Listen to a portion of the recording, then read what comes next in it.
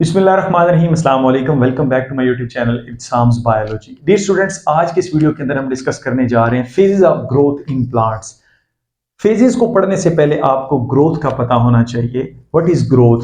Growth is a irreversible process in which plants attain its particular length और increase in its length and as well as girth। यानी कि plant जो होता है वो अपनी एक पर्टिकुलर जो हाइट होती है उसको अटेन कर लेता है और उसके साथ साथ मोटा होता जाता है। यानी कि प्लांट अपनी लंबाई और मोटाई दोनों के अंदर क्या कर रहा है? इजाफा कर रहा है। This is called growth. अच्छा, अब यहां पर हमारे पास दो टाइप्स होती हैं ग्रोथ की। एक को हम बोलते हैं प्राइमरी ग्रोथ। प्राइमरी ग्रोथ में प्लांट अपनी लेंथ के अंदर जो है वो इजाफा करता है, while in the case of secondary growth plant अपनी गिर्थ के अंदर जो है वो इजाफा करता है, अपनी विड्थ के अंदर इजाफा करता है। प्लांट की मोटाई जो होती है वो ज्यादा होती रहती है।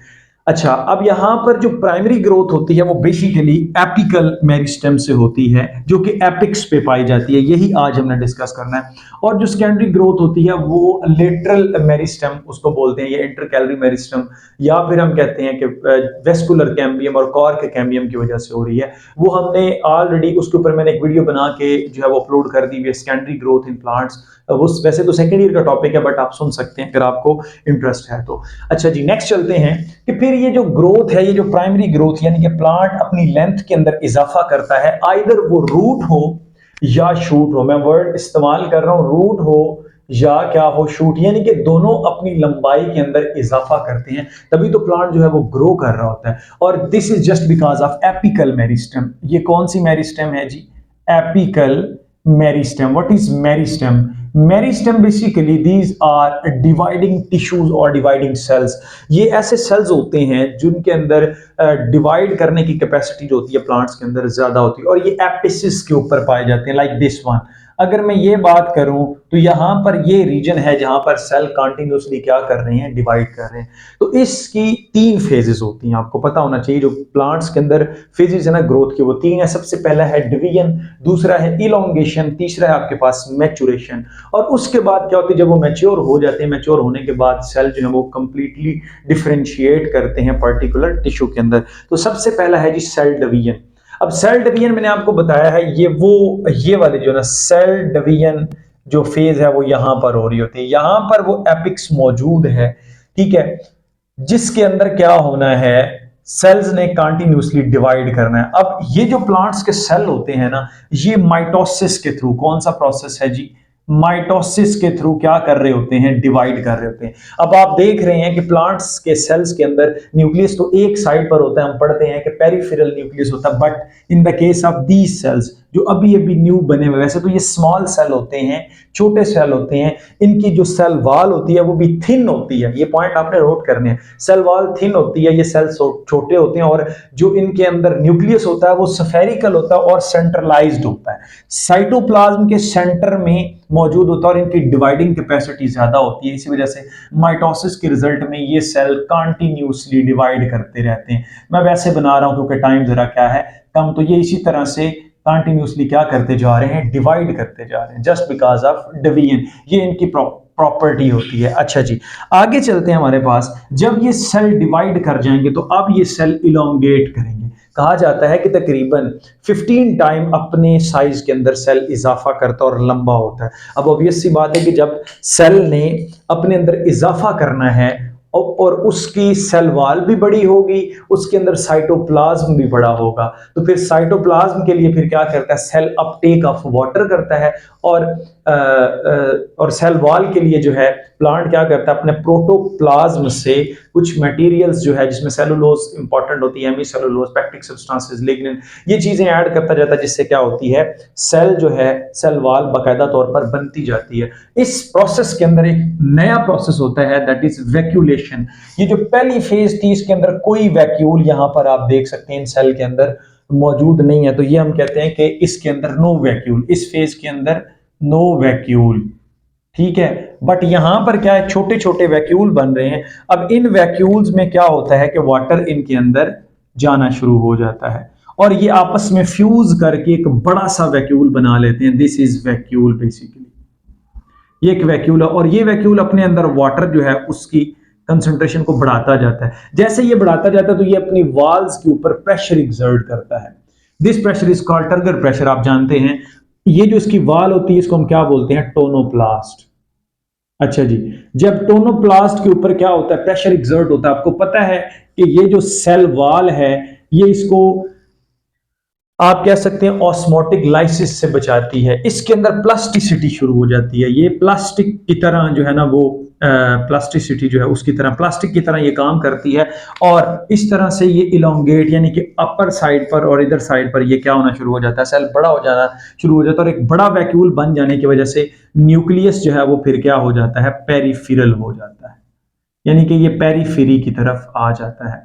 पेरीफेरल डन, पेरीफेरल हो जाता है। अब ये वैक्यूल बढ़ चुका है, बन चुका है। दिस प्रोसेस इज कॉल्ड वैक्यूलेशन और इसी वैक्यूल की वजह से सेल की एनलार्जमेंट होती है। अब चलते हैं कि ये तो एनलार्जमेंट होगी, अब सेल क्या करेगा, सेल जो है वो मैच्योर होगा। मैच्योर होने से क्या मुराद है, लाइक उसके अंदर कुछ जीन्स को स्विच ऑन कर दिया जाएगा, कुछ जीन्स को स्विच ऑफ कर दिया जाएगा, जीन एटेनुएशन हो जाएगी, उसके बाद सेल प्योर फॉर्म के अंदर चला जाएगा। फॉर एग्जांपल कुछ सेल उन्होंने पिथ बना दी है सेंट्रल पोर्शन, तो कुछ ने कॉर्टेक्स बना दी जिसके अंदर पेरेन्काइमा, कोलनकाइमा, स्क्लेरेन्काइमा आ जाते हैं और जो कुछ हैं वो ट्रैकीड और फाइबर्स बना रहे हैं। प्यारे बच्चों याद रखिएगा ये वाले जो सेल्स होते हैं ना ये मजीद इलोंगेट नहीं करते, नो इलोंगेशन, इनमें इलोंगेशन मजीद नहीं होगी।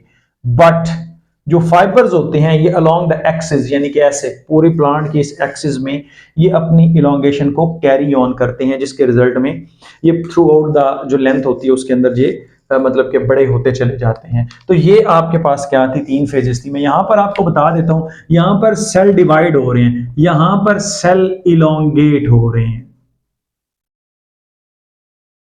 ठीक हो गया, ये रूट की मैंने आपको बताई है। और यहां पर अगर आप ध्यान से देखें तो यहां पर सेल मैच्योर हो रहे हैं, मैचुरेशन, मैचुरेशन फेज जो है ना वो ये है। और इसमें ये देखिए आपके पास ये जाइलम और ये आपके पास क्या बन रहा है, फ्लोएम बन रहा है। अब यहाँ पर ये मैच्योर होकर इनको प्रॉपर काम दिया जा रहा है, बाकायदा इनकी डिफरेंशिएशन हो रही है और यहाँ पर ये कंप्लीटली डिफरेंशिएट हो चुके हैं। लाइक इन्होंने कॉर्टेक्स बना दी है, ये आपके पास इन्होंने जनाब जी बना दी है, इसके अगेंस्ट पेरिसाइकिल बना दी है।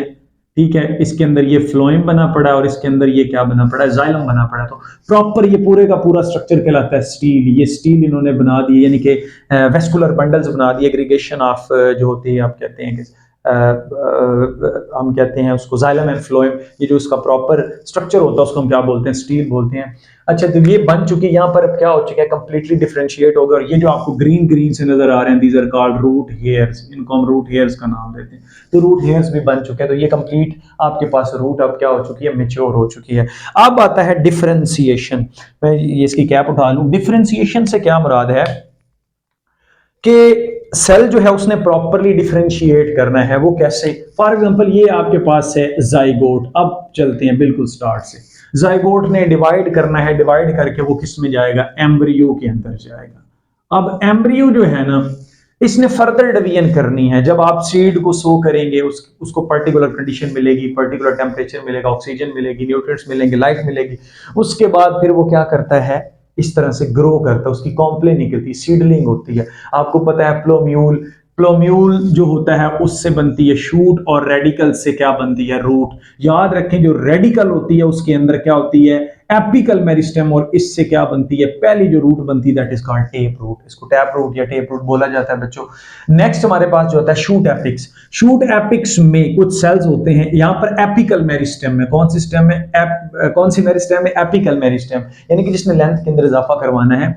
अच्छा जी, अब ये जो एपिकल मेरिस्टेम है, अब इसके बाद इसने डिफरेंशिएट होना है। डिफरेंशिएट होके यानी कि पहले ये सेल जो है ये डिवाइड करेंगे, डिवाइड करने के बाद ये क्या करवाते हैं जनाब जी, फर्दर डिफरेंशिएशन के बाद ये कॉर्क कैम्बियम बनाते हैं। कॉर्क कैम्बियम से क्या बनती है, बार्क बनती है, छिलका बाहर वाला बनता है। वेस्कुलर कैम्बियम से जाइलम बनता है जी, क्या बनता है, जाइलम। इसी तरह से लीफ प्राइमोडिया से लीफ बनेगा, बड प्राइमोडिया से न्यू शूट बनेगी and as well as flower बनेगा। डन, लेटरल शूट्स निकलती हैं। इसी तरह से जो रूट एपिक्स होती है, रूट एपिक्स से टैप रूट बन गई, मैंने आपको पहले बता दिया। ये कॉर्क कैम्बियम से क्या बनेगी, बार्क बन जाएगी। वेस्कुलर कैम्बियम से जाइलम बन जाएगा। और पेरिसाइकिल जो है ये क्या है आपके पास, जो लेटरल रूट्स होती हैं ठीक है, वो बनेगी और वी कैन से बड्स बनेंगे रूट्स के, जिससे क्या हो कि रूट के अंदर इजाफा होता है, वो अपनी ऐसे करके ब्रांचेस जो है वो आगे डिवाइड करती है और वेस्कुलर सप्लाई फिर उसको दे दी जाती है, वहां पर जाइलम एंड फ्लोएम बाद में वेस्कुलर कैम्बियम की वजह से बन रहे होते हैं। तो ये थे 4 स्टेप्स जिसके अंदर मैंने आपको बताया है cell division, cell elongation, maturation and then differentiation. So मैं उम्मीद करूंगा डियर स्टूडेंट्स कि आपको ये मेरा लेक्चर अच्छा लगा होगा। Stay connected. Thank you and Allah हाफिज़।